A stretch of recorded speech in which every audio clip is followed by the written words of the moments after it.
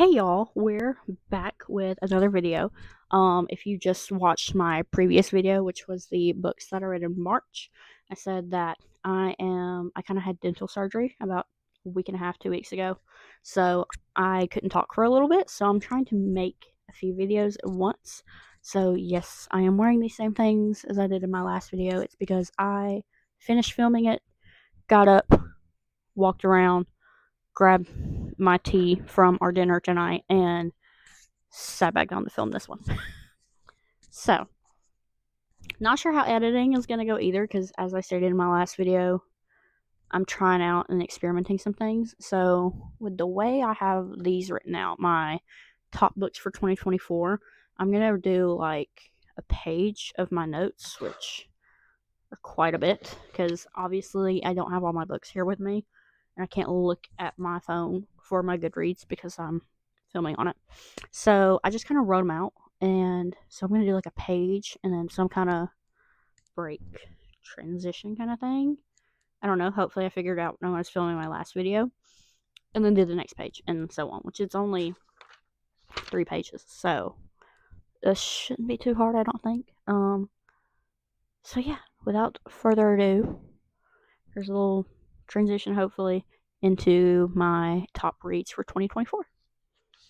Okay, and I am holding the mic because I feel like it sounds better, and I only paid $7 for it on Amazon, so I don't have fancy stuff, as we've said before. So, yeah, anyways, hopefully I don't talk with my hand too much, which I do have a habit of, so we'll see. Anyways, the first, which these are in no particular order based off how I like them, because trying to rank all of these was too much. So I'm just strictly going from beginning of 2024 to the end of 2024 and the books that I loved. So, without further ado, the Chestnut Springs series by Elsie Silver. I will try to put pictures of all my books right here.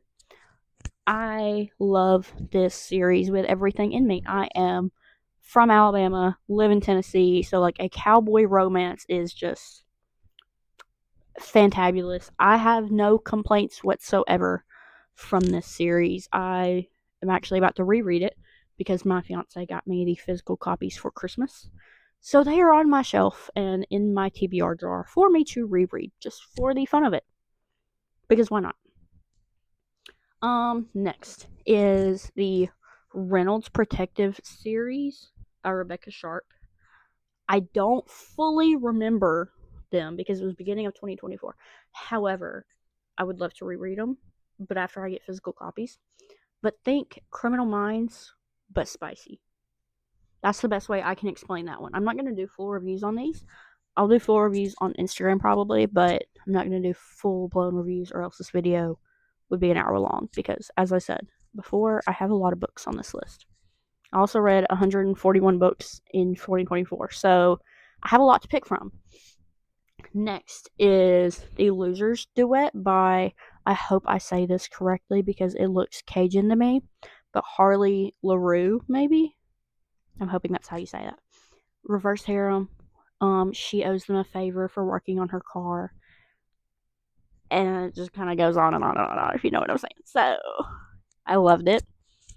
I don't know if I would read it again at the moment, but I just, like, now that I've read other dark romance, I don't know if I would read it again. However, if you've never read a reverse harem before, I would totally suggest trying that out first, or dark romance. Try that out. See if it's your thing, maybe. Yeah. Next is the Never After series by Emily McIntyre. I have this whole series, and I love this whole series very much. I know it gets a lot of mixed reviews. However, I thoroughly enjoy it. It's like dark romance meets Disney villains. So, like, each one is based off of a different Disney story. She has said that she's done writing the series. So, the 6 books that are there, that's it. And I'm totally okay with it. Do I wish there was one that was more Beauty and the Beast inspired? Absolutely, because Belle is my favorite princess, and I love books, and my favorite color is yellow. And yeah, but it's okay. So, just to give y'all some background, like the first one, Hooked, based off of Peter Pan. Scarred is Lion King. Wretched is, or Wretched, however you want to say it, is Wizard of Oz. Twisted is Aladdin. Crossed is Hunchback of Notre Dame, however you want to say it. It doesn't matter. And then Hexed is Little Mermaid, and it just came out this past year. So, love it. The last one on my first page of my wonderful notes is actually a fan fiction. Listen, before people start judging me for this, this is one of the best Harry Potter fan fictions I have ever read in my life. And I put off reading it for so long because it's so freaking long. Like, I'm not kidding. This is humongous. Um, but yes, I do. I love Harry Potter fan fictions. There's actually one other on this list, maybe two. Actually, I think it's just one.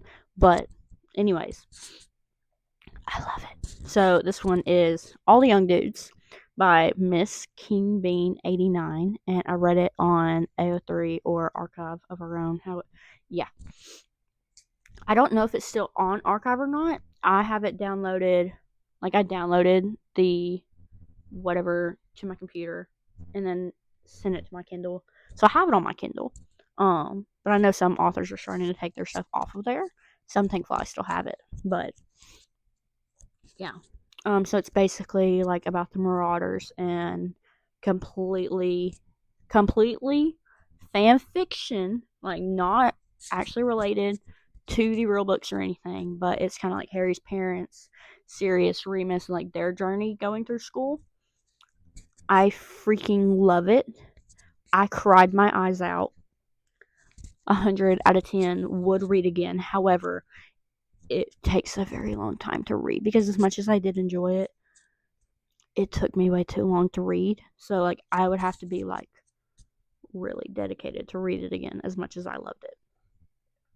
So, little transition-y here, maybe kind of like, I don't know. We're playing around with it.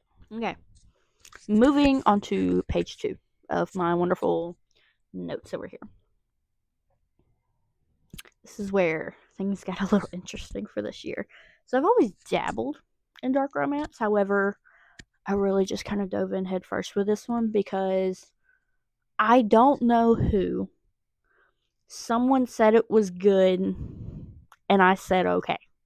It's very easy to convince me to read a book if I'm being completely honest. So we dive into the Lords series by Chantal Tessier. I think that's how you say her last name.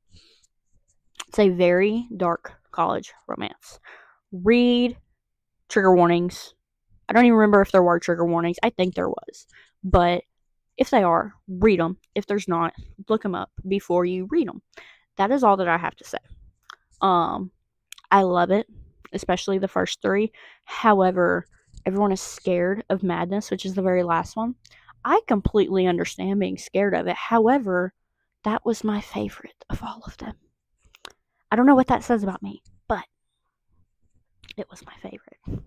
So then, we move into the other Harry Potter fanfiction.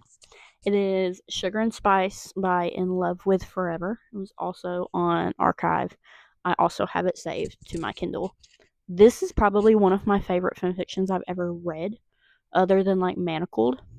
If you haven't read Manacled and you love Harry Potter, oh my god. Okay, anyways. This one though, instead of just like Edramani and just be Draco and Hermione, throw in Theo. Theodore not. This is the first one that I ever read with him also in it, and it being the 3 of them in a relationship. And I just have to say, it adds so much humor because I feel like everyone who writes Theo writes him as a very funny character, and I love it. I love it and I adore it, and I think that he is the perfect like little spice to add between Draco and Hermione, if I have to say so myself. So this one, highly recommend. The next one is In 5 Years by Rebecca Searle. I'm probably butchering these names, but it's okay. Time travel, contemporary romance. I finished it in a day. It's not very long at all. A lot of these books I have physical copies of, but I don't have them with me because I read them last year. So there's not really a purpose in having them with me at the moment. So yeah. I don't really know what else to say because I really don't remember it, if I'm being completely honest. And I really just want to play with this microphone. I really hope my fingers aren't like messing with the sound. I guess we're gonna find out when I go edit. Sorry, spaced out for a minute. Okay, moving on. Vicious Lost Boys series by Nikki St. Crow. I actually listened to it on audiobook, which I know is not something I normally do. However, on Spotify, whoever it was that narrated this series, wow, that's all I have to say. I think I actually saw it recommended on Spotify as an audiobook for me. So I don't know if my Spotify is like somehow communicating with my Kindle app or something, but it's like a dark Peter Pan kind of thing. But it's not just with Peter Pan. If you like, it's great. I recommend. Don't listen to it on the way to work though, because you don't want to accidentally pull up to work and have your volume really loud and someone hear it. I didn't have that happen. However, I know someone else that did. So, just saying. Moving on. The Dream Harbor series by Lori Gilmore. I mainly read it because it looked like Lorelai Gilmore, and I love Gilmore Girls. And I'm pretty sure this is around like September, October, when everyone was like, oh my gosh, it's the perfect books for fall, like that kind of thing. Definitely is. So, like, first one, Pumpkin Spice Cafe, October. Cinnamon Bun Bookstore, November. Christmas Tree Farm, December. And then Strawberry Patch Pancake House, my pre-order copy comes in this week, actually, I think Tuesday. And then Gingerbread Bakery, I already have pre-ordered, and it comes out in September. So all of these are small town romance. Love them.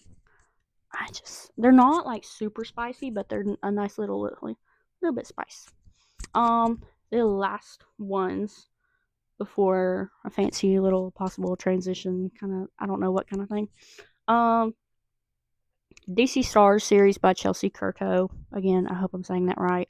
Sports romance. I talked about it kind of in my last one because I read the third book in February of this year. But the first two, Face Off and Power Play, I loved them. I devoured them. But I devour any sports romance if we're being completely honest. So, anyways, on to the last group of books. And we're on the very last page of my February 20. No, wrong video. Sorry. My top reads of 2024. So, I don't think this is the first time that I read this one. I think it was actually the second one, but I love it. And it was Pucking Ever After by Emily Rath, and also the like prequel novella, which is That One Night. Sports romance, reverse harem. I love it. I love it.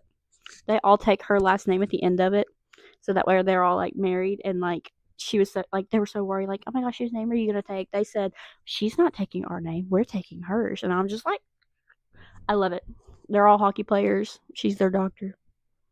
Oh, okay. Anyways, whoever told me to read this next one, I love you and I hate you. It is a love-hate relationship, and that is The Nightingale by Kristen Hanna. If you've read it, you understand. It's a historical fiction set World War II, but also romance. But she kind of have to like drop the romance to do what's right. And I cried. Same as this next one. This next one I'm about to tell you is straight up depression. Honestly, I cried for 2 days straight about this book. That is The Last Letter by Rebecca Yarros. Listen, I love Rebecca Yarros. I really do. However, this book like ripped my heart out and threw it in front of an 18-wheeler. That's the only way I can describe it. Like military romance. Him and her brother are friends, serving whatever. Anyways, but it's also like a pen pal kind of thing. And she sends him cookies, but he comes and like has to like, I don't want to spoil it, but like he comes to help her with stuff going on in her life because her brother asked him to, but she doesn't know that he's the one that was also her pen pal. And then everything that's sad happens. That's all I'm going to say. You want to know what happens, read it for yourself. That's all I have to say. Last ones Well, two, kind of. Haunting and Hunting Adeline. This was one of those, again, I put off for a very long time after people started recommending them to me. I don't really know how to describe it other than very dark romance and stalker. Read the trigger warnings. I'm so serious with this book. If you are not okay reading about anything that is on that list of trigger warnings, don't read it. I know you're probably like, well, I want to try it. Like, maybe this is not the book to try that on. Absolutely not. I loved it. I loved the writing. I loved the story. I love how much I cried. I love all of it. And, like, this is the perfect example of, like, morally, everything he does, obviously a big no-no. However, oh, he cuts off his hands for her to show how much he loves her. Not like his own hands, but like someone else's hands, but like that kind of thing. Like, morally, oh my gosh, it's awful. However, it's like, oh, he did that for her. But then everything else is going on. Again, read the trigger warnings. If you do not normally read dark romance, this is not the one to start with. Absolutely not. That's all I have to say. I think anybody else would tell you that. If I'm being completely honest, this is not the one to start with. The second one, Hunting Adeline, the first half of the book, honestly, like, I had to stop halfway through because of how much it was hurting me to read. And then we get to, I'm not going to spoil it, but a very significant part in the second book. And I felt like I could breathe again. And I, like, flew through it. So, yeah, that's, I don't really know what else to say. I loved it. However, proceed with caution. The last one is A Novel Love Story by Ashley Poston. Contemporary romance, kind of like, in my opinion, this book is like a love letter to romance readers. I don't want to spoil it because I just loved it. It's honestly a quick and easy read, and that, like, I know I'm also a speed reader, but, like, it's really not that long at all, and I promise you will fly through it.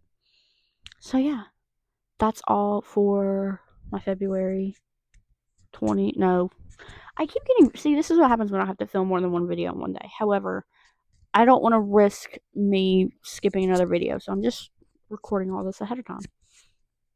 So yeah, the next video that I make is going to be in about 10 minutes, and it's going to be just a March update on my reading. So yeah, I'll see y'all in that video. Bye.